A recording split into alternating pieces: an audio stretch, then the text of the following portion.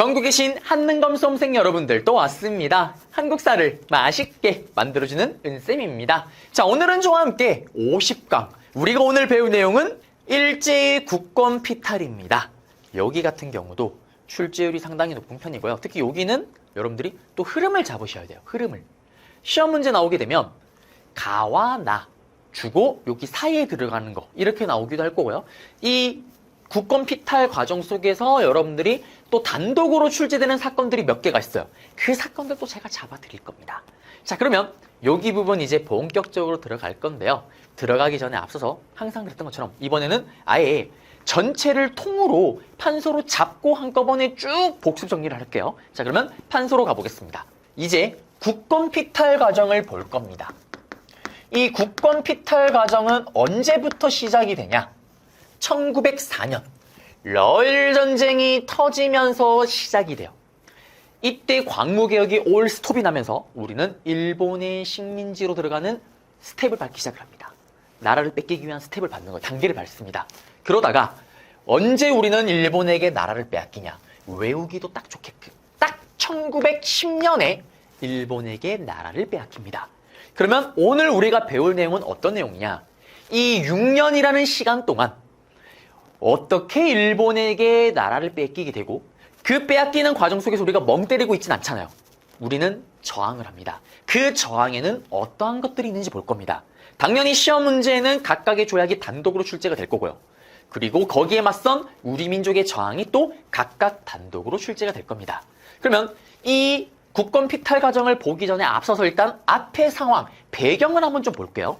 일단 한반도를 놓고요.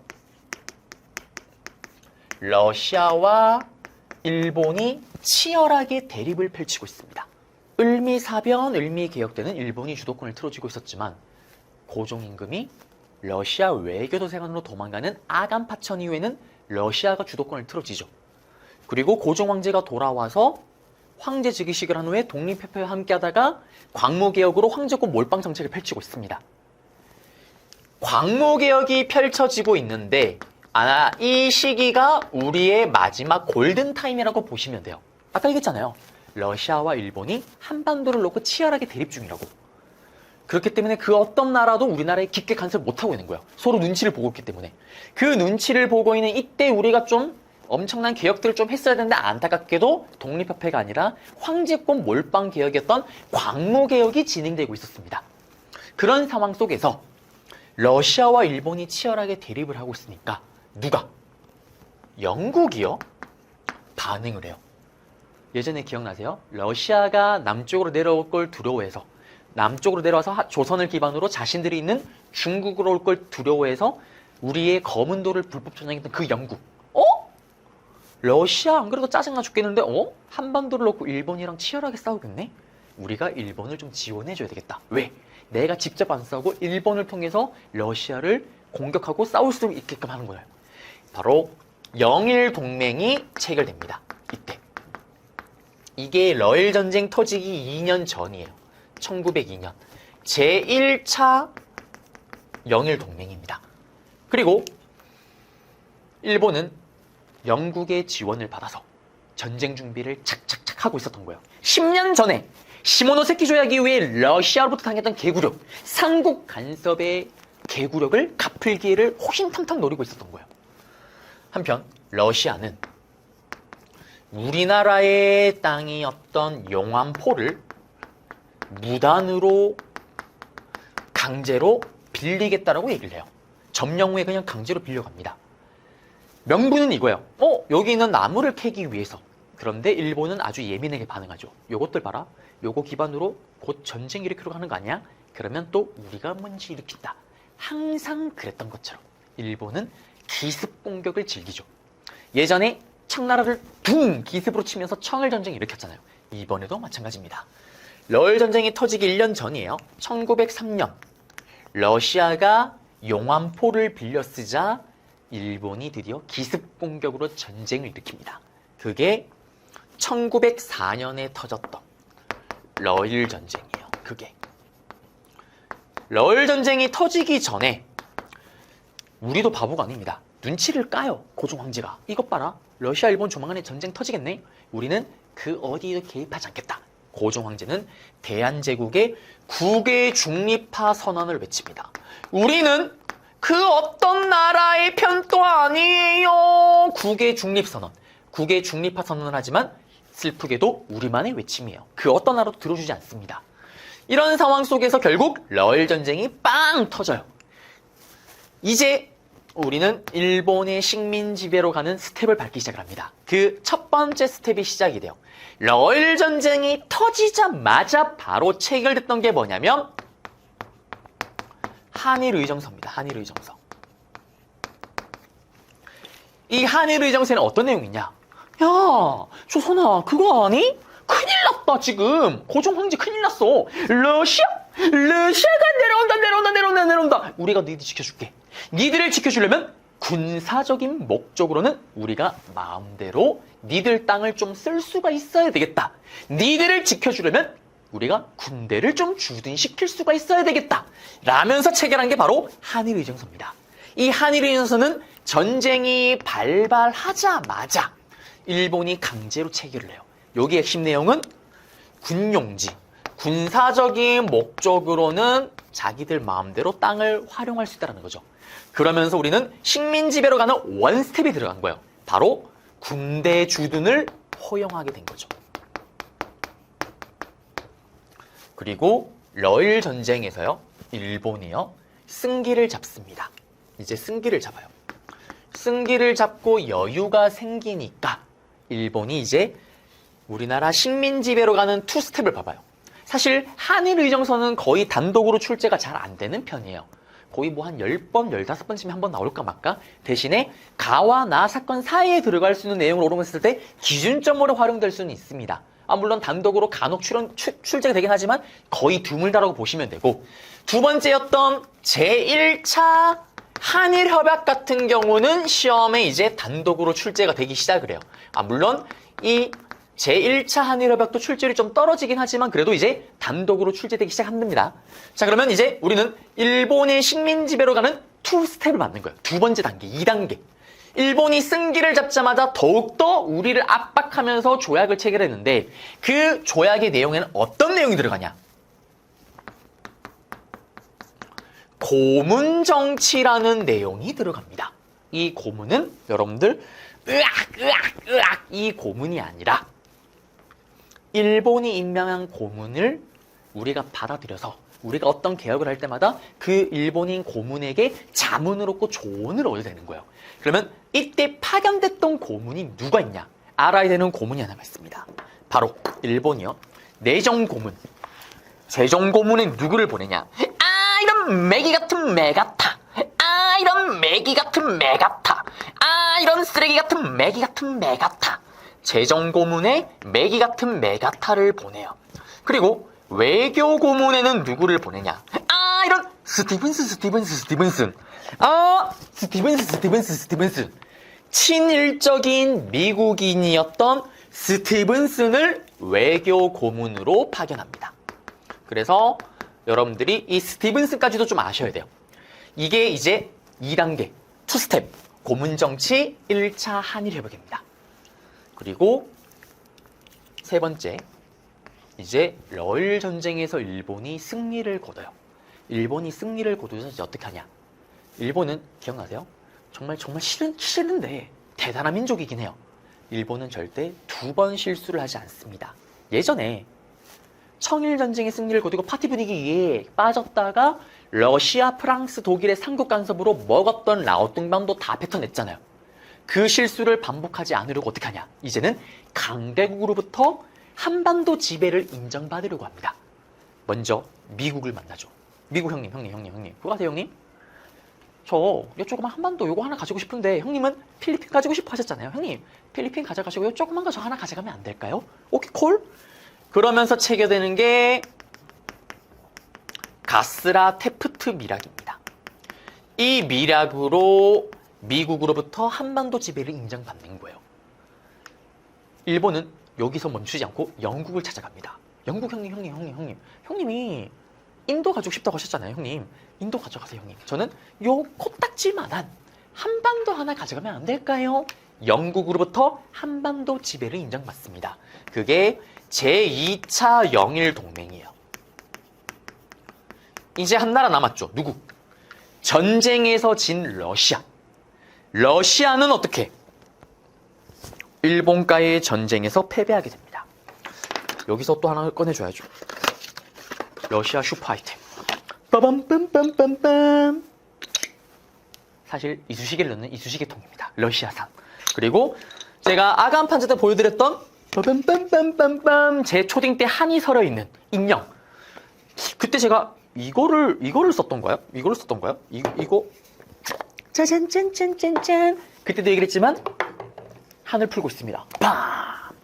이게 비싸고 안 비싸고의 차이는 이게 얼마나 많이 나온가에 달려 있습니다. 빠밤. 어이. 빰빰빰빰. 빰. 빠르게. 호! 이게 끝이 아닙니다. 뿅! 짜잔. 자, 그러면 2차 영의동맹 이후에 아까 얘기했던 것처럼 러시아와 전쟁이 진 러시아와 조약을 체결하는데 그 조약이 뭐냐면 포스머스 조약이에요. 포스머스 조약입니다. 그러면 이 조약에는 어떤 내용이 들어갈까요? 간단하죠. 야, 러시아, 너 전쟁에서 졌잖아. 이제 조선 대한제국에서 손 떼야죠. 그러면 한반도를 먹는데 이제 걸림돌이 있어요. 일본 입장에선 아무것도 없습니다. 그 어떤 누구도 방해하지 않는 거예요. 그러면서 들어갔던 네 번째, 정확하게는 이거를 3스텝으로 갈까요? 그러면 이거는 지우고 세 번째 단계로 들어갑니다. 우리가 너무나도 잘 알고 있는 죽을 사사사사사사사 사실상 나라가 죽어버렸더라는 을사조약. 강제로 체결해서 우리는 을사늑약이라고 부르죠. 이거를 똑같은 말로 2차 한일 협약이라고도 부릅니다.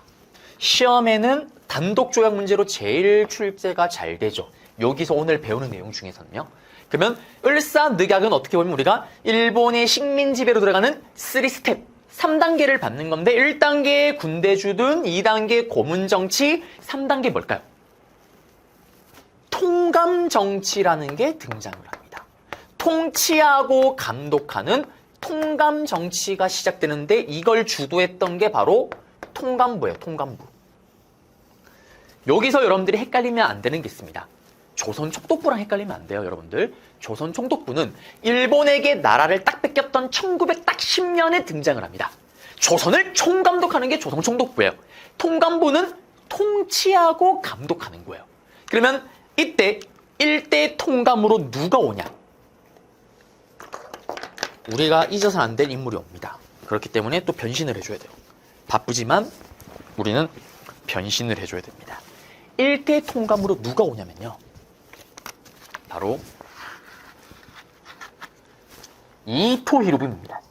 우리에게 너무나도 아픈 상처를 줬다. 물론 죽게 되지만요. 이토 히로부미가 바로 일대 통감이 되죠. 이 통감 정치가 진행되면서 가장 먼저 일본이 뺏었던 게 뭐냐? 외교권. 우리는 외교권을 박탈당합니다. 이 외교권 박탈을 뭐라고 얘기를 하냐면 보호국가 신세가 되었다 그래요. 그래서 사실상 나라가 반쯤 죽어버렸다고 얘기를 합니다. 우리가 외국과 FTA 조약을 체결한 이런 얘기를 하잖아요. 우리가 외교 활동을 할 때 우리나라가 조약을 체결하는 게 아니라 일본이 대신 조약을 체결하고 있는 거예요. 이게 말이 안 되잖아요. 그걸 이때 하기 시작을 합니다. 외교권 박탈로 우리는 일본에게 보호를 받는 보호국가 신세가 되는 거예요. 우리 단독으로 그 어떤 나라와도 조약을 체결할 수 없고 그 어떤 나라와도 이야기를 할 수가 없게 된 거예요. 사람으로 치면 손다리가 잘려나가게 됩니다. 그 을사늑약이 체결된 거죠. 이 을사늑약이 체결되자 우리 민족의 저항은 아주 거칠어집니다. 클래식하게 시험 문제 나오게 되면 어떻게 나오냐? 이렇게 나올 거예요. 을사늑약을 가지고 단독으로 출제를 한다면 통감부가 설치되었다. 이토 히로부미가 일대 통감을 했다. 샤나샤나 꿀랑꿍. 다음 조약에 대한 설명으로 옳은 것은 외교권을 박탈당하게 되었다. 보호국가 신세가 되었다. 또 반대로 외교권을 박탈 샤랑샤랑꼴랑꿍 다음 조약에 대한 설명으로 옳은 것은 통감 정치가 시작되었다. 통감부가 설치되었다. 일대 통감으로 이토이르무이가 부임하였다. 찾으면 정답이 되는 겁니다. 또는 을사늑약 내용을 다 던져요. 샤랑샤랑꼴랑꿍. 다음 조약에 대한 우리 민족의 저항으로 옳은 것은 그 저항이 또 시험에 나옵니다. 또 이 저항들 중에서 시험에 단독으로 출제되는 게 있어요. 일단 먼저 을사늑약이 체결되자 각종 상소가 빗발칩니다. 이거 폐기하라는 거예요. 그게 안 되자 자결을 하는 사람들도 등장을 하고요. 그리고 의병이 또다시 들고 일어납니다. 우리는 이렇게 강제로 체결된 외교권을 박탈된 이 조약을 인정할 수가 없다. 에라이! 들고 일어납니다. 그 의병이 뭐냐? 을사의병이에요. 이 을사의병은 시험에 단독으로도 출제됩니다. 의병이 2단계예요. 기억나세요? 을미의병, 을미사병. 감히 어디 조선의 공모를 어디 을미계약을 통해서 머리털을 자르라고? 네 머리털이나 잘라라! 라면서 들고 일어났던 을미의병. 그리고 이 을사늑약이 체결되자 두 번째 2단계 의병, 을사의병이 일어나게 됩니다. 그러면 을사의병은 확대기예요, 확대기. 을미의병이 시작기라면 여기는 확대기입니다. 그걸 보여주는 인물이 한 명 있죠. 을사의병의 대표주자. 이름에서 이미 돌이 2개나 있습니다. 돌돌이 아저씨. 태백산 호랑이라고 불렸던 신돌석 장군. 태백산맥의 중심으로 활동했던 평민의병장이 등장을 한 거예요. 의병의 확대기고요. 의병이 더욱더 스케일이 커지고 있다는 걸 보여줍니다. 또 대표적인 인물이 있죠. 시험에 나오는 제가 개인적으로 정말 좋아하는 최익현 선생님입니다. 여기서 이제 최익현 선생님이 한번 되어줘야 됩니다. 최익현 선생님은 인물 문제로 단독에 정말 자주 출제가 되십니다. 단독으로요. 최익현 선생님의 업적은 뭐가 있습니까? 흥성대원군 네 아들 고종 나이 찼다. 꺼져라. 하야상수를 쓰기도 했었고 강화도 조약이 체결될 때 일본 놈이나 서양 놈이나 똑같다라는 외양일체로 을미 개혁 때 단발령을 발표하자 내 머리를 자를 바에 전하 제 목을 치십시오. 그리고 을사늑약이 체결되자 의병들을 이끄고 어떻게 보면 의병의 리더 역할을 맡습니다. 을사의병의 리더 역할을 맡는 거예요. 의병장으로 맹활약을 하죠. 그러자 일본은 이 최익현을 잡으려고 해요. 최익현을 잡아야 됩니다. 왜? 을사의병의 리더니까. 이때 이미 고종 황제와 대한제국은 일본의 피파를 받고 있잖아요. 일본의 군대와 황제의 군대가 최익현을 잡으러 가요. 이때 최익현 선생님, 나는 일본 군과는 죽음을 불사하고 싸울 수 있지만 황제의 군대와는 싸울 수가 없다. 자진체포를 당하십니다. 그리고 최익현 선생님은 대마도로 유배를 가세요. 거기서 나는 일본이 준 물가 식량은 1도 먹지 않겠다. 하나도 먹지 않으면서 굶어서 돌아가십니다. 대마도에서 순국을 하시죠. 정말 엄청나신 분이에요. 이런 분이 정말 진정한 보수파죠. 그리고 이때 최익현 선생님과 함께 끌려온 인물이 한 분 계셨습니다. 이분은 최익현 선생님이 먹는 음식들, 물가 식량을 자기 거와 합쳐서 2인분을 꼬박꼬박 챙겨 먹어요. 그리고 아주 건강하게 기국을 합니다. 이분이 또 훗날 독립운동에 뛰어드세요. 이건 다다음 강의 때 아마 시대를 바꿔서 우리가 만나게 될 겁니다. 그러면 을사의병을 시험에 단독으로 출제하게 되면 어떻게 될까요? 신돌석 샤란샤란꿀랑꿍, 최익현 샤란샤란꿀랑꿍. 다음 의병에 대한 설명을 옳은 것은 정답 넘버 1. 을사늑약 제2차 한일협약이 계기가 되었다. 찾으면 정답이 되겠죠. 그러면서 우리는 을사의병 얘기를 해드렸고요. 또 그 외의 저항으로 뭐가 있냐면 손에 장을 찢었던 장지현 선생님. 정말 장지현이 아닙니다. 이 장지현 선생님이 사설을 쓰세요. 신야 방성대국. 나는 이렇게 외교권을 뺏긴 걸 하루 종일 울면서 대성통곡하겠다. 이 신야 방성대국을 황성신문이라는 신문사에서 최초로 실어줍니다. 황성신문. 그리고 신문 문제로 정답으로 단독으로 출제가 제일 잘 되는 대한매일신보에서도 이후에 또 실어줘요. 황성신문에서 장지연의 신야 방성대곡을 게재하였다. 실었다. 이것도 을사늑약에 대한 우리 민족의 저항입니다. 또 인물 문제로, 종교 문제로 자주 등장하는 분이 계세요. 나철 선생님, 오기요, 이 두 분은 을사늑약을 체결하는데 가장 앞장섰던 쓰레기 같은 분리수거단되는 이완영을 비롯한 을사오적, 이놈들을 잡아다 죽여버리겠다라면서 오적 암살단을 조직합니다. 그 오적 암살단의 이름이 자신이에요. 자신의. 훗날 또 이 나철 선생님은 일본에게 나라 뺏기기 직전에 새로운 종교를 하나 만들죠. 당군, 우리 최고의 조상 당군을 숭배하는 대종교를 창시하십니다. 그래서 대종교 문제가 나올 때 또 나철이 등장하기도 해요. 그리고 또 고종 황제도 가만히 있지 않습니다. 고종 황제가요, 어디에 헬프미를 요청하냐면, 기억나세요 여러분들? 조미수호 통상조약의 체결 때 거중 조정권이 있었잖아요. 우리가 핍박받을 때 미국이 들어와서 조율을 해준다. 그 조약의 약속을 믿고 고종이요, 친한적인 미국인이었던 헐버트를 미국으로 보내서 도움을 좀 얻고자 해요. 그런데 미국은 쓱 쌩깝니다. 왜? 미국은 이미 가스라 테프트 비락으로 우리의 지배, 일본의 지배를 인정해버렸잖아요. 미국은 우리의 말을 들어주지 않습니다. 그러자 고종 황제가요, 직접 또 준비한 외교 사절단이 있어요. 이 사절단이 시험에 단독으로 잘 나옵니다. 바로 헤이그 특사예요. 헤이그 특사. 이 헤이그 특사는 뭐냐면요, 당시 네덜란드 헤이그에서 만국평화회의라는 회의가 열렸어요. 이 만국평화회의는 소위 잘 나가는 초강대국들이 싹 다 모이는 회의입니다. 이때 고종 황제는 이 트리오,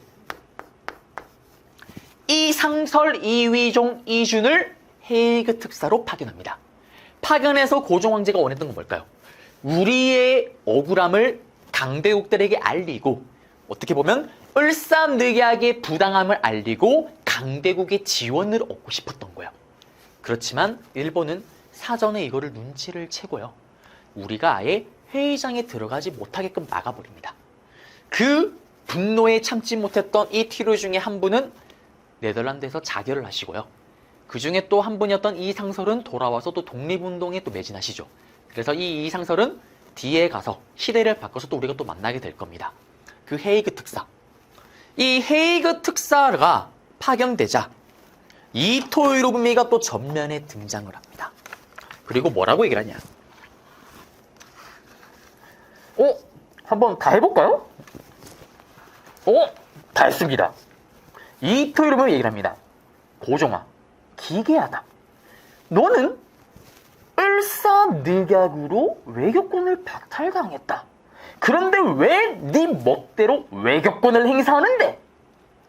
이토 히로부미는 이 고종의 헤이그 특사를 계기로 강제 퇴위를 시켜버립니다. 이 헤이그 특사를 계기로 고종은, 황제죠, 강제 퇴위를 당하게 되는 거예요. 그러면 헤이그 특사가 시험에 단독으로 출제가 잘 됩니다. 시험에 나오게 되면 어떻게 나오냐? 서울 수도 한양에서 슉 선을 긋습니다. 네덜란드 헤이그 밑줄 쫙! 다음 같은 사절단에 대한 설명으로 옳은 것은, 또는 이 트리오 사진 3명을 줘요. 그리고 네덜란드 만국평화 회의에 보냈던 헤이그 사절단이다, 헤이그 특사다, 밑줄 쫙! 다음 사절단에 대한 설명으로 옳은 것은, 정답은 무조건 딱 2개밖에 없습니다. 보냈던 이유가 뭐예요? 계기가, 배경이. 을사늑약이 계기 배경이 되었다. 찾으면 정답. 그리고 이 헤이그 특사의 결과가 뭐예요? 고종 황제가 강제 퇴위 당하게 되는 계기가 되었다. 찾으면 정답. 정답은 무조건 그 2개 중에 하나입니다. 헤이그 특사에 대한 내용을 또 다 잡아드렸습니다. 그리고 일본은요, 고종 황제를 강제로 퇴위시키고 고종 황제의 아들이었던 순종을 황제 제리에 세웁니다. 그러면서 강제로 또 새롭게 조약을 하나 체결하죠. 그 조약이 뭐냐? 황제가 바뀌었잖아요. 이제 우리는 일본의 식민지로 가는 네 번째 스텝을 밟게 됩니다. 한일 신, 새로울 신, 황제가 바뀌었다. 한일 신 협약. 이거를 우리는 뭐라고 얘기하냐면 정미년에 체결됐다 그래서 정미조약. 또 7개의 핵심 내용이 들어갔다 그래서 이거를 정미7조약이라고도 부릅니다. 그러면 이 정미7조약 안에 어떤 핵심 내용이 있냐? 4단계를 들어간다니까요. 차관 정치가 시작이 됩니다. 여기서 또 헷갈리면 안 되는 게 통감 정치가 사라진 게 아니라 통감 정치는 더욱더 강화되는 상태에서 차관 정치가 플러스 된 거예요. 그러면 차관 정치는 뭐냐면 이렇게 생각하면 될 것 같아요. 장관 차관할 때 그 차관이에요. 장관 차관할 때 그 차관. 차관 자리도 엄청 높은 자리잖아요. 그 높은 자리에 일본인 통감이 임명하는 일본인이 그 자리에 앉는 거예요. 오늘날로 치면은 뭐 국방부 장관, 뭐 행정부 장관, 이 장관 자리에 일본인이 임명한 일본인이 그 자리에 앉는 거예요. 간섭이 더욱더 강해진 거죠. 그리고 고종 황제를 잘랐습니다. 고종 황제를 자르고 나서 이 정미7조약에 또 어떤 내용이 들어가냐? 부속 각서를 보게 되면 군대를 해산시킨다라는 내용이 들어가요. 군대를 왜 해산시킬까요? 일본의 입장에서는 대한제국의 군대는 말짱 쓸모가 없죠. 오히려 자신들이 나라를 먹는데 방해가 되는 존재입니다. 이 기회에 아주 날려버리려고 해요. 또 대한제국의 군대 수가 만만치 않은 거예요. 왜? 고종 황제가 일본에게 나라 뺏기기 직전에 마지막으로 했던 개혁이 뭐였어요? 광무개혁이었잖아요. 황제권 몰빵. 그래서 수도를 지키는 친위대, 시위대, 지방을 지키는 진위대의 군대를 엄청나게 키워놨죠. 군대에다가 엄청 힘을 실어놨잖아요. 그거를 싹 다 없애버린 거예요. 그리고 열전쟁이 터지면서 그 광무개혁은 스톱이 난 상태였고 그 상태에서 이제 이걸 아예 없애버리려고 합니다. 정미7조약 때 부속각서로 결국 군대가 해산을 당하는데 이게 정미조약의 핵심이에요. 그런데 잘린 군인들이 설마 오예 나 정예로 당했죠. 나 이제 백수 건달, 나 이제 집에 가서 놀아야지, 집에 가서 누워있어야지 이럴까요? 아닙니다. 이 해산당했던 군인들, 이 군대 해산당했던 군인들이 싹 다 어디에 참여를 할까요? 바로 의병에 참여를 하는 거예요. 그러면서 정말 미친 듯이 싸웠던 의병, 정미의병이 들고 일어납니다. 의병의 마지막 3단계예요. 의병의 전쟁기입니다. 시작기가 을미사변, 을미개혁의 단발령 때문에 일어났던 을미의병. 유인석, 유인하라 유인석 이송이 주도했었고, 그리고 고종의 의병 해산 공고조칙으로 해산했었던, 그리고 의병의 확대기, 평민의병장이 등장했던 돌돌이 아저씨, 신돌석이 등장했고 최익현이 활약했던 을사의병, 그리고 마지막 전쟁기 정미의병. 해산된 군인이 합류를 했으니까 당연히 전투력이 폭발적으로 강해졌겠죠. 그 폭발적으로 강해진 전투력을 바탕으로 일본과 수천 회를 싸워요. 1년에 1000회가 넘도록 일본과 전투를 벌입니다. 그러면은 거의 뭐 하루에 막 수십 번씩 전쟁을 하고 있는 거예요. 이 정미의병. 그러면 이 정미의병이 또 시험에 단독으로 출제가 되겠죠. 어떻게 될까요? 정미조약을 계기로 어떻게 해상군인들이 합류한 의병 밑줄 쫙. 다음 의병에 대한 설명으로 옳은 것은 정미의병 내용을 찾으면 돼요. 그러면 이 정미의병엔 또 어떤 스토리가 있냐? 일단 해상군인들이 합류를 해서 이런 생각을 하겠죠. 야, 우리 각도에 흩어져 있는 의병들, 흩어져서 단독 플레이하니까 힘이 약화된다. 우리 한번 의병의 힘을 싹 다 모아보자. 이 정미의병들이 힘을 모읍니다. 그러면서 13도 창의군이라는 걸 구성을 해요. 그리고 한 단계 더 나아갑니다. 야, 우리 이제 힘을 모았으니까 일본에게 강제로 퇴위당하고 일본에게 볼모로 잡혀있고 인질로 잡혀있는 고종 황제 구하러 한번 가보자. 고종 황제 구하기 프로젝트가 가동이 돼요. 근데 고종 황제 구하기는 힘이 좀 약간 이름이 좀 너무 약하잖아요. 바로 서울 진공작전. 그 작전을 펼친다라고 얘기를 합니다. 서울 진공작전을 준비를 해요. 그러면서 10,000명의 의병들이 경기도 양주에 집결을 합니다. 총사령관으로 이인영 그리고 허위가 주도를 해요. 그런데 이 서울 진공작전을 앞두고 이인영이 아버지가 돌아가십니다. 미안. 나 아버지가 돌아가셨어. 나 3년상 치료로 내려가야 돼. 이 중요한 일을 앞두고 성리학의 사회에서는 충보다 사실 더 우위에 있는 게 효예요. 그래서 아버지가 돌아가셨기 때문에 제사를 치르러 간다, 상을 치르러 간다? 아무도 막지 않습니다. 이인영이 이탈을 하게 되면서 급하게 2인자였던 허위가 이 13도 창의군을 이끌고 서울 진공작전을 펼치게 되죠. 그러면서 약간 조직력이 좀 흔들리기 시작을 해요. 그렇지만 이 허위는 이 군대를 이끌고, 특히 선발대를 이끌고 어디까지 진격을 하냐? 동대문까지 갑니다. 대박이잖아요, 여러분들? 서울 사시는 분들은 알 거예요. 동대문에서 경복궁까지 코앞입니다. 달리면 좀 많이 걸리긴 할 것 같아요. 달리면 반나절은 걸릴 것 같긴 한데 너무 덥기도 하고요. 근데 아실 거예요. 지하철을 타거나 대중교통이 하면 정말 코앞이에요. 거의 다 왔습니다. 다 왔지만 일본군의 공격으로 결국 진압을 당하고 실패로 끝난 게 정미의병이에요. 그런데 정미의병 문제가 나올 때 여러분들이 심하니까 한 가지를 더 알아야 될 게 있습니다. 국제법상 교전단체로의 승인을 요구했다라는 거예요. 무슨 말이냐? 이 정미의병은요, 국제법상 우리는 교전단체다라는 걸 승인을 요구받기 위해서 잘 나가는 나라 외교대사 간에 그걸 뿌립니다. 그렇지만 안타깝게도 그 어떤 나라도 이걸 받아들여주지 않죠. 그럼 이게 또 왜 중요하냐? 일본은요, 이 정미의병을 뭐라고 할까요? 영모, 반란군이라고 얘기를 하는 거예요. 그러면 정미의병은 자기들을 뭐라고 얘기를 할까요? 우리는 영모 반란군이 아니다. 우리는 대한제국의 군대다. 대한제국의 군대로서 우리나라를 핍박하고 괴롭히는, 국권을 피탈하러 가는 일본을 덜어내려고 하는 그런 의도로 들고 일어났다. 완전히 다르죠. 영모와 대한제국의 군대. 그렇지만 그 어떤 나라도 인정하지 않습니다. 결국 정미의병은 진압을 당하게 되죠. 그러자 일본이 어떤 생각을 할까요? 정말 놀라겠죠. 이것들 봐라. 이렇게 정말 미친 듯이 의병이 싸우네. 이거 진압 안 하고서는 완벽하게 대한제국 조선을 먹을 수 없겠구나. 그러면서 이 정미의병을 진압하기 위해, 대한제국에는 남은 의병들을 싹 다 잡기 위해 일본이 했던 쓰레기 같은 정책이 있습니다. 네. 이게 판서가 자리가 없으니까 이거 좀 지울게요.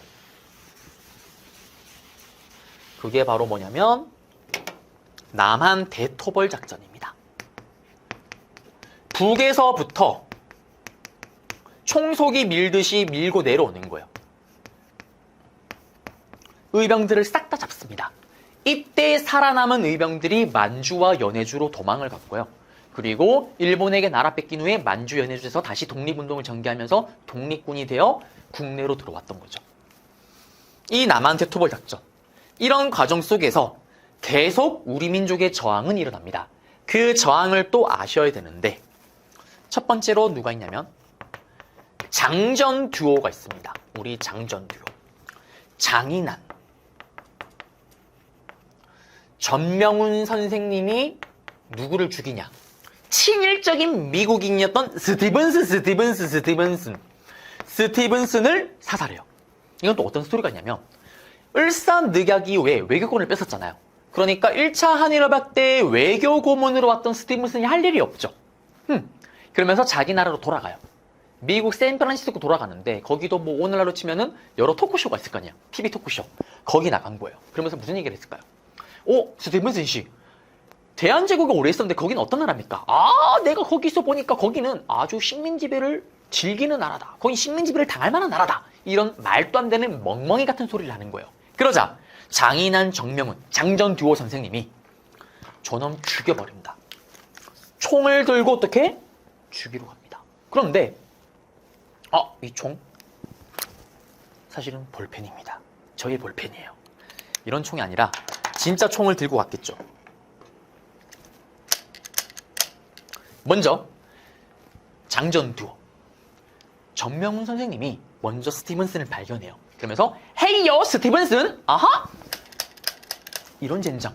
총알이 나가지 않는 거예요. 그러자 정명훈 선생님이 달려가서 총구로 스티븐슨의 머리를 때립니다. 피가 콸콸콸 나는 거예요. 그러자 스티븐슨 샥! 아! 그러자 정명훈이 달려갑니다. 도망갑니다. 이때 장인환 선생님이 멀리서 지켜보고 있었던 거예요. 헤이요 스티븐슨. 이번에는 총알이 제대로 날아갑니다. 그러면서 스티븐슨을 사살하게 되죠. 더 놀라운 사실은 뭐냐면 장인환과 전명훈 선생님은 서로 아는 사이가 아니에요.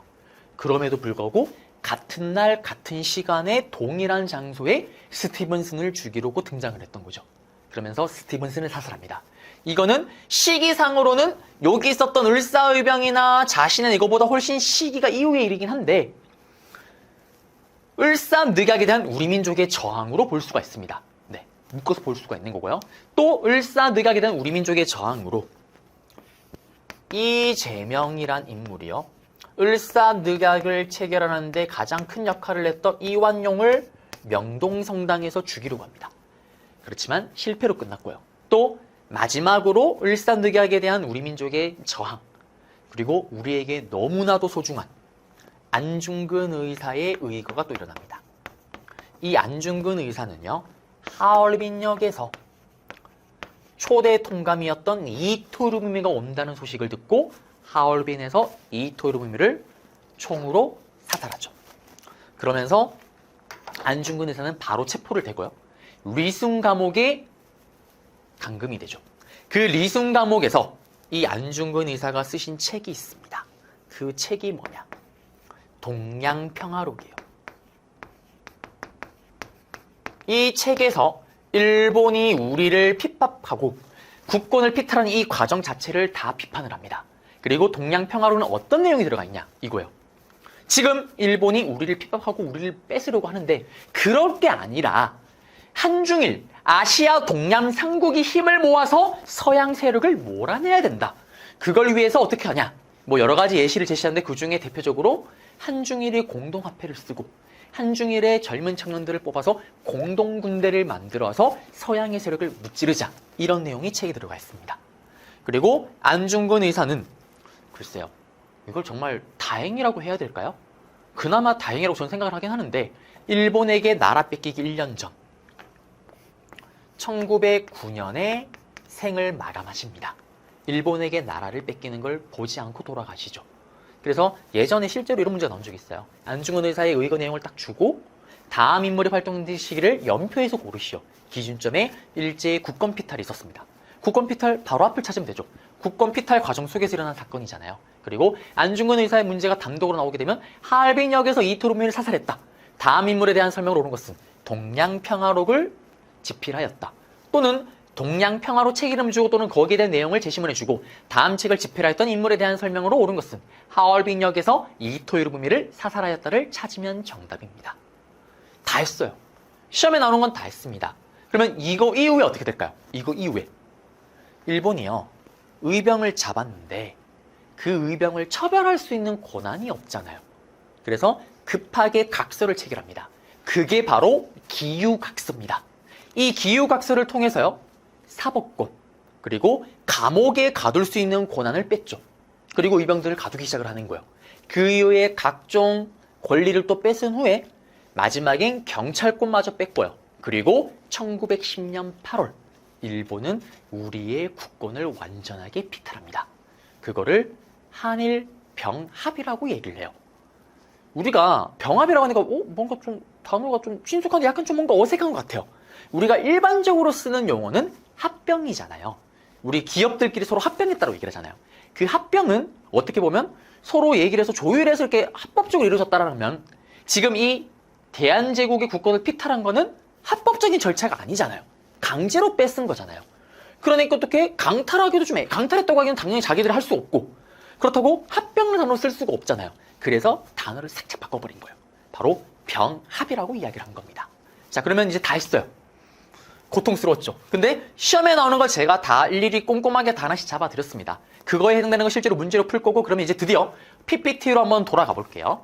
러일 전쟁인데요. 삼국간섭 이후에 한반도를 놓고 러시아, 일본의 치열한 눈치 싸움, 영국이 지원하는 영일 1차 동맹, 그 다음에 영안포를 점령하고 강제로 빌려 쓰자 러시아, 일본 대립이 강해지고 전쟁 날 것 같아.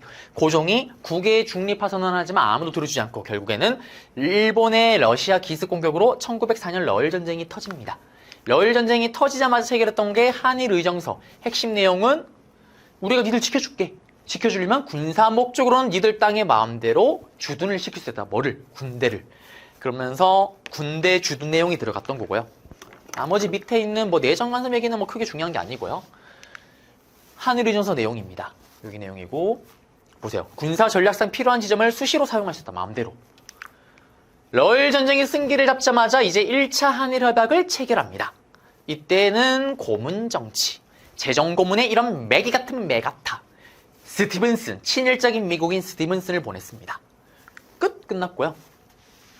그리고 보시면 고문의 사전 동의 없이는 그 어떠한 정치를 할 수가 없습니다. 문제 볼까요? 스티븐슨, 우리 아까 설명 들었잖아요. 장전두호. 장인한 정명훈 선생님이 죽였던 스티븐슨. 이 스티븐슨과 관련된 내용을 찾으면 되는데 이 스티븐슨이 1차 한일 협약 때 외교 고문으로 온 인물이잖아요. 정답은 1번이죠.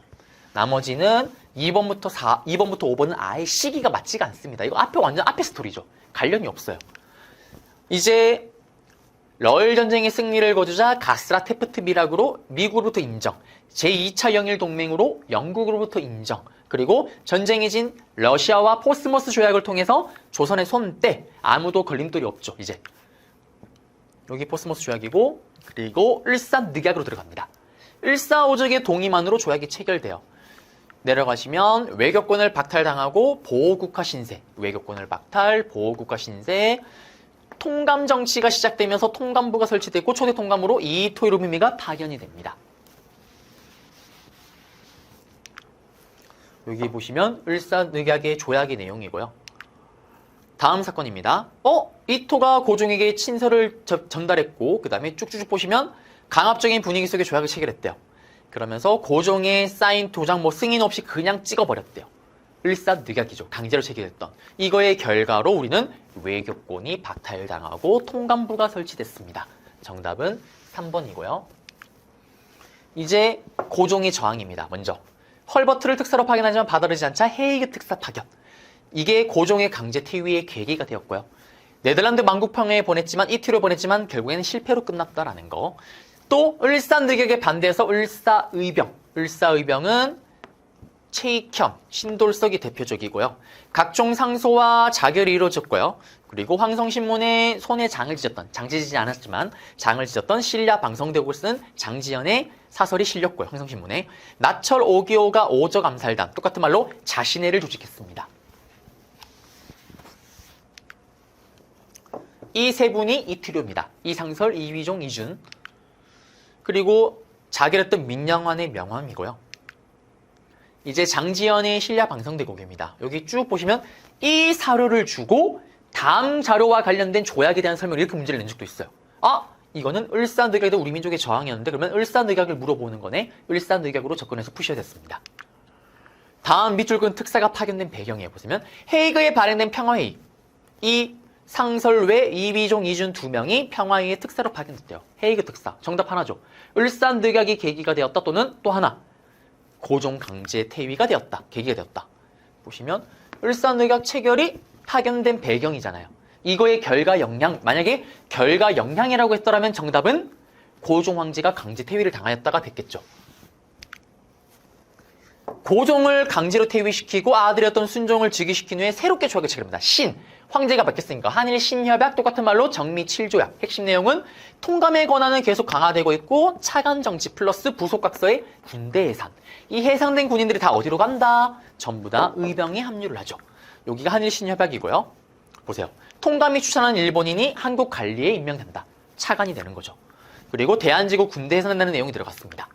보시면 가와 나 조약인데 보세요. 여기 보시면은 그 어떤 조약이나 약속을 맺지 않는데요. 그리고 통감은 오로지 외교에 관한 사항 관리한대요. 이거는 을사늑약이죠. 가는.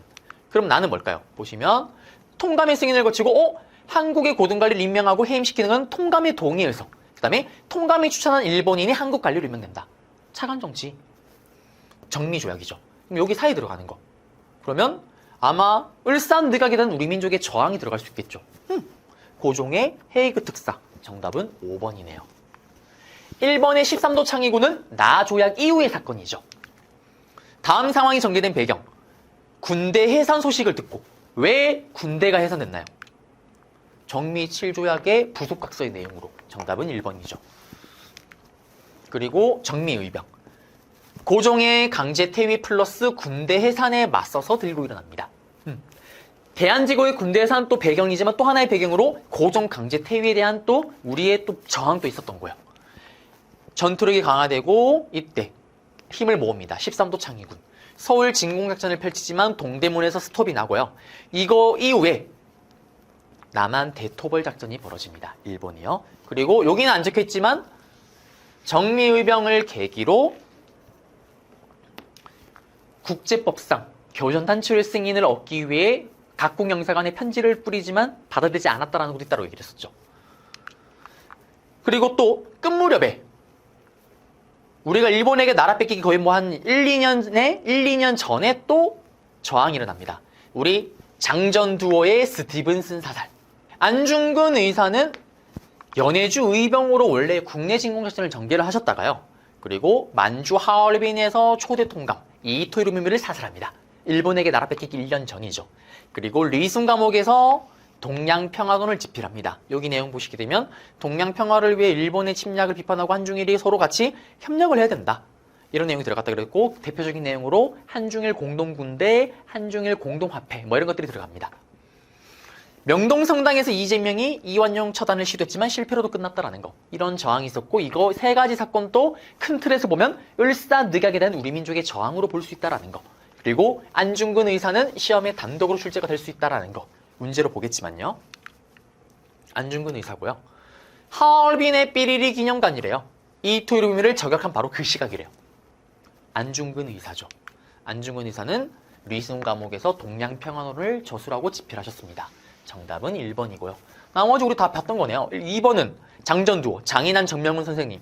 오적 처단을 위한 자신의 오적 암살단, 나철, 오기호. 명동성당 앞에서 이완용을 습격했던 거 이재명. 5번에 동양척식 주식회사에서 폭탄을 투척하였다. 이거는 나중에 배울 거예요. 의열단입니다. 자, 이제 마지막 국권 피탈 과정인데요. 기후각서를 통해서 의병들을 잡기 위해서 사법권, 감옥에 대한 사무권을 강탈했고 의병들을 가두고요. 그리고 신문지법, 보안법, 출판법으로 또 우리를 핍박합니다. 그리고 경찰권을 뺏은 후에 이제 그해 8월 한일 병합조약으로 들어가죠. 그리고 여러분들이 심하니까 또 하나 알아둘 단체가 있는데 일진회라고 단체가 있어요. 이 일진회가 여러분들 그 학교에 싸움을 잘하는 그 일진회가 아니라 일진들이 모인 단체가 아니라 이거는 일본의 진출을 돕는 단체라는 거예요. 친일 단체입니다. 친일 단체. 이들이 합방 청원서를 제출하고 마치 못 이긴 척 이걸 받아들이면서 결국 우리는 대한제국의 주권을 잃게 되는 거죠. 그리고 조선 총독부가 설치가 됩니다. 통감부는 사라지고 총독부 시대가 열리게 된 거예요. 이렇게 해서 우리는 국권 피탈 과정까지 다 봤습니다. 네, 이상으로 오늘 배울 내용은 다 정리를 해드렸고요. 그러면 저는 다음 강좌에서 찾아뵙도록 하겠습니다.